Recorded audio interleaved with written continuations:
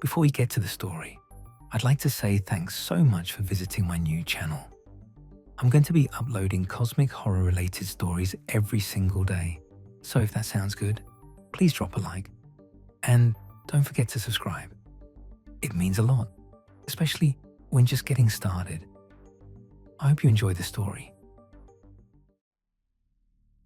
Hydrographic survey work doesn't make the news, and the people who do it prefer it that way.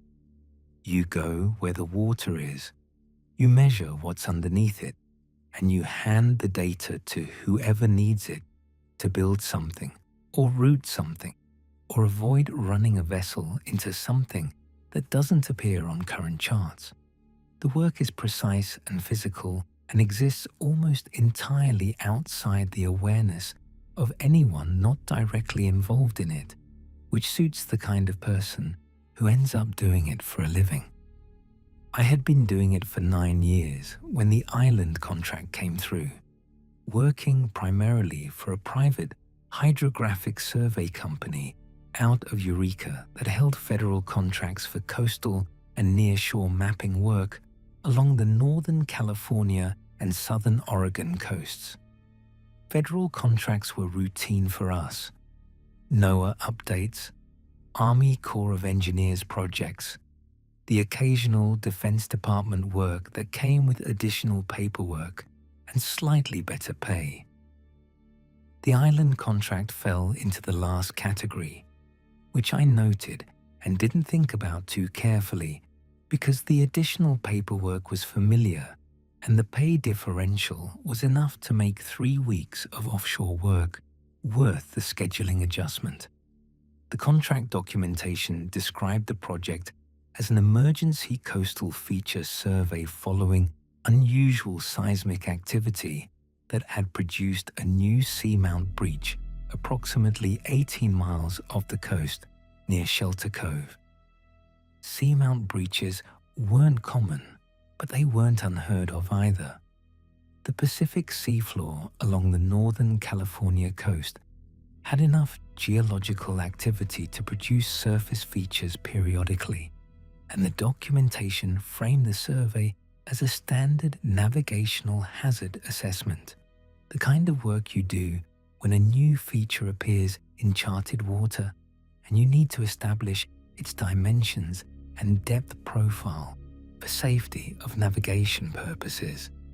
I read the contract carefully because I read all contracts carefully, and the only thing that gave me slight pause was the timeline, which was tight in a way that suggested the contracting agency had a specific operational need for the data rather than a routine documentation interest. 3 weeks for a full perimeter and depth survey of a feature the preliminary description put at roughly half a mile across was achievable but not comfortable, and the mobilization date was 11 days from the contract signing, which was fast. I mobilized on a Tuesday in early November on a survey vessel out of Eureka, a 40-foot workboat that the company kept configured for nearshore hydrographic work, with a 2-person crew, plus me handling the survey equipment. The run out to the feature coordinates took about 4 hours in moderate swell, and I spent most of it going over the preliminary bathymetric data the contracting agency had included in the documentation package, which showed the seamount rising from about 600 feet to a surface breach over a relatively narrow footprint. The island was visible from about 3 miles out, a low, dark profile against the November sky, maybe 30 feet at its highest point, raw basalt with some surface irregularity that the breach and subsequent wave action had produced, standard for a new feature of this type. What was not standard, visible from about 2 miles out, and increasingly less ignorable as we closed the distance, was the installation on the island's upper section. Prefabricated structures, the kind that arrive in modules and get assembled on site. 3 of them in a cluster at the island's highest point, connected by covered walkways and surrounded by equipment I could see, but not yet identify from distance. A small dock facility on the island's eastern side with a vessel already tied to it, larger than our workboat. A serious offshore-capable craft with antenna arrays that suggested communications equipment beyond what a temporary installation would normally carry. Power generation, visible from the exhaust stacks. Fuel storage. The whole thing had the organized footprint of an installation that had been planned and built with care, rather than thrown together in response to an emergency. The seamount had breached the surface approximately 6 weeks before our arrival, according to the geological event documentation in the contract package. Nobody builds what I was looking at in 6 weeks. The engineering alone would have taken that long, let alone the logistics of getting materials to an offshore feature with no existing infrastructure. What was on that island had been planned before the island existed. I noted it and said nothing about it to my crew, and we made our approach to the eastern dock and tied up, and were met by a man who gave his name as Rourke and identified himself as the facility's operations coordinator, and who had the particular manner of someone accustomed to interactions with outside contractors, professionally welcoming in a way that established clear boundaries without stating them. He walked me through the site access protocol, which areas of the island were available to the survey team and which were restricted, and the restricted area was the central structure at the highest point, which he described as sensitive equipment housing without elaborating on what equipment or what it was sensitive to. The rest of the island was available for our survey work. The western shoreline had some access limitations that he'd clarify as needed. There were 8 people on the facility staff that I counted over the first 2 days. None of them introduced themselves beyond first names, and none of them offered information about the facility's function beyond what Rourke had covered in the initial briefing.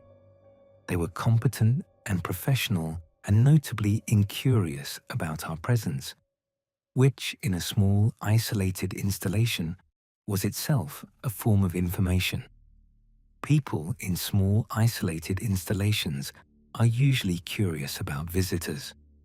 These people behaved as though outside contractors were a routine feature of their operational environment, which meant we probably weren't the first, and they'd learned to treat us as a background element. I started the survey work on the first full day, running the perimeter with the multi-beam sonar to establish the island's underwater footprint before working inward on the depth profile. Standard sequence. Nothing unusual about the first 2 days of data. The eastern and northern approaches showed the seamount geology I'd been expecting. Basalt columns rising from the sea floor in the compressed formation that breach events typically produced, clean and geologically consistent. The western approach was different. I was running depth soundings along the western face of the seamount on the 3rd day when the sonar started returning profiles that didn't fit the surrounding geology. The seamount's western face dropped away more steeply than the other aspects, which wasn't unusual. Breach features often had asymmetric profiles, but at about 300 feet below the western face, the sonar was returning a secondary acoustic signature that sat adjacent to the seamount's rock face and didn't have the reflective profile of basalt. Manufactured materials have different acoustic signatures than natural rock. The difference is detectable with the right equipment, and the multi-beam sonar I was running was the right equipment, calibrated precisely enough to distinguish between material types based on their acoustic properties. What I was reading at 300 feet on the western face had the acoustic profile of a large constructed object, metal and composite materials, vertical in orientation, rising from deeper water up along the seamount's western face. It was large. I ran the soundings twice to confirm, and the returns were consistent. Whatever was down there had a vertical extent of at least 150 feet and a horizontal footprint I couldn't fully characterize from the surface angle, but that I estimated at several thousand square feet. Something had been built on the western face of this seamount. Not recently. The acoustic returns had the character of established installation, material that had been in the water long enough to carry the biological accumulation that changes acoustic profiles over years of submersion. Whatever was down there had been down there for a long time, long enough that the seamount rising around it had incorporated it into the feature's underwater profile. The facility staff noticed my western approach soundings on the fourth day. Rourke came down to the dock while I was reviewing the data and asked about my survey progress in a tone that was friendly and specific, in a way that casual interest doesn't usually produce. I showed him the general survey progress without showing him the western face data specifically, and he watched the screen for a while and then mentioned that the western approach had some seafloor instability from the seismic event that had produced the island, and that my survey methodology might want to prioritize the eastern and northern aspects for safety of navigation purposes. He said it helpfully, as a suggestion, without anything in his manner that could be characterized as pressure. I thanked him and adjusted my filed survey plan to show the eastern and northern aspects as primary focus areas and didn't go back to the western soundings, at least not in any way that produced documented data on the company equipment. Gale found me on the 6th evening. The facility staff ate separately from the survey crew, but there was a shared outdoor area on the island's eastern side where people from both groups occasionally ended up at the same time in the early evening before the cold drove everyone inside. Gale was one of the facility staff, somewhere in his 30s, and he'd been notably less practiced at the professional distance the others maintained, catching my eye a few times over the first days in a way that suggested he had something to say and was working up to saying it. He sat down next to me with coffee and looked at the water for a while before he talked. He said he'd been at the facility for 3 years.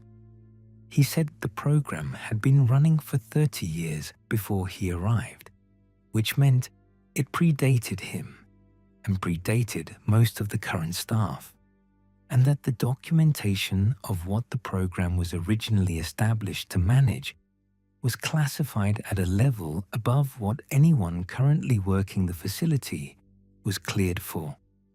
He said they had operational protocols, procedures for specific event types, equipment that they maintained and operated according to manuals written by people none of them had met, for purposes that the manuals described in functional terms without explaining the underlying rationale. He said the island appearing had not been a surprise to the program. There had been indicators for about 2 years that the seafloor in this location was going to change, and the facility had been built and staged in anticipation, brought out in sections, and assembled in the weeks before the breach because the program's projections put the breach event within a specific window, and the installation needed to be operational when it happened. I asked him what the program was managing. He looked at the water. He said something had been in the deep water off this section of coast since before the program existed.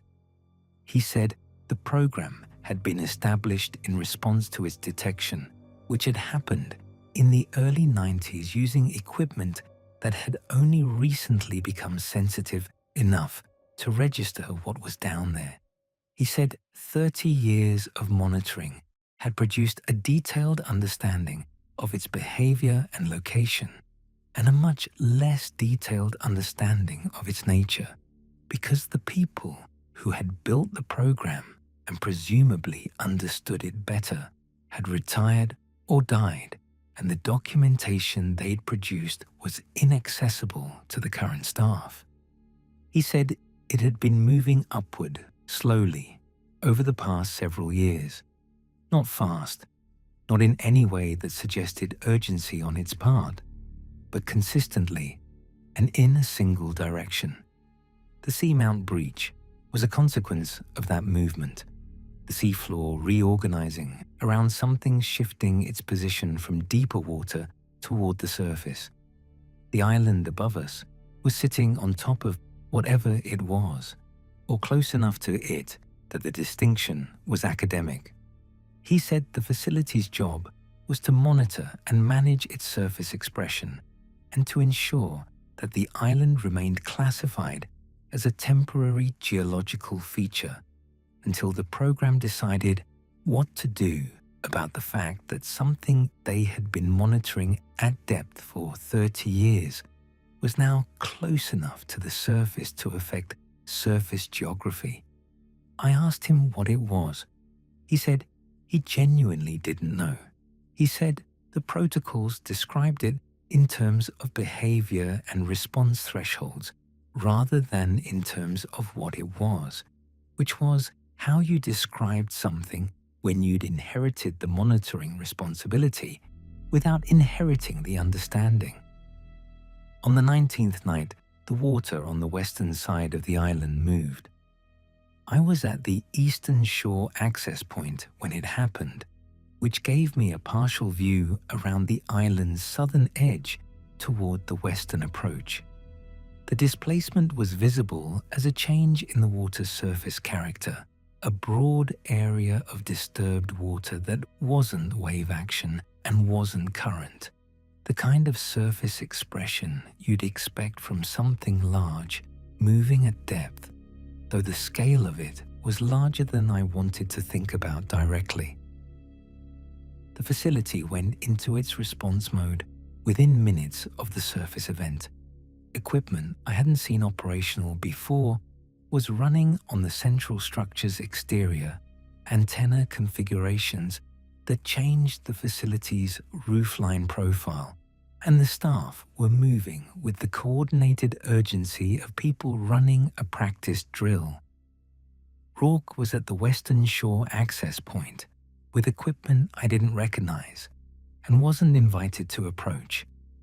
The water on the western side was illuminated. That's the detail that I've never found a satisfying explanation for, and that I've spent considerable time trying to find one for. The illumination was deep, sourceless from a surface perspective, a diffuse blue-green light that came from below the water rather than from any surface or atmospheric source, and it was broad enough that it lit the water across the entire western aspect of the island. Not bright enough to be blinding, not brief enough to be a flash. Sustained for about 40 minutes, while the facility staff worked their equipment and the vessel on the eastern dock ran its engines at idle, and the swell came in from the northwest, and everything about the situation was wrong in a way that took the entire 40 minutes to fully reach me. By morning, the water was calm, and the facility was at its baseline operational state, and nobody said anything about the previous night to the survey crew in any context. Rourke brought coffee to the dock and asked about the survey timeline, and I told him we were on track, and that was the full extent of the morning's communication about anything that had happened. I completed the survey contract in 22 days and delivered the data package to the contracting agency with a report that documented the island's eastern, northern, and southern aspects thoroughly and characterized the western approach as unsuitable for close survey work due to seafloor instability, which was the language Rourke had used and which I incorporated because it was available and because I didn't have better language for what I'd actually found there. The island appeared in the following year's navigational charts as a permanent feature, which was a reclassification from the temporary geological feature designation it had been given at the time of the breach. Permanent features require more extensive documentation than temporary ones, and the reclassification implied that someone had decided the island wasn't going anywhere, which in context told me something about what the program had concluded about whatever was below it. The facility doesn't appear in any public record I've been able to find. Satellite imagery of the coordinates from a commercial archive that hadn't applied the government's redaction requests showed the installation clearly. The prefabricated structures and the dock and the antenna arrays, visible and unmistakable on the island's upper section. The image was dated 8 months after I left. The facility was still there. Larger, if anything, additional structures on the island's southern side that hadn't been present during my contract. Whatever the program was managing had been in that water for at least 30 years before the island appeared above it, and the island appearing meant it was closer to the surface than it had ever been in the program's operational history. And the facility getting larger meant the program was expanding its capacity in response to that proximity. Something that spent 30 years deep enough to be manageable was now close enough to reorganize the seafloor above it. The island is 18 miles off the coast. On a clear day from the right elevation, you can probably see it from shore, a low, dark line on the horizon that the navigational charts now mark as permanent, and that the program has been sitting on top of for going on 2 years. Whatever is below it isn't going deeper. The direction it's been moving for the past several years is the only direction it's been moving, and that direction is up.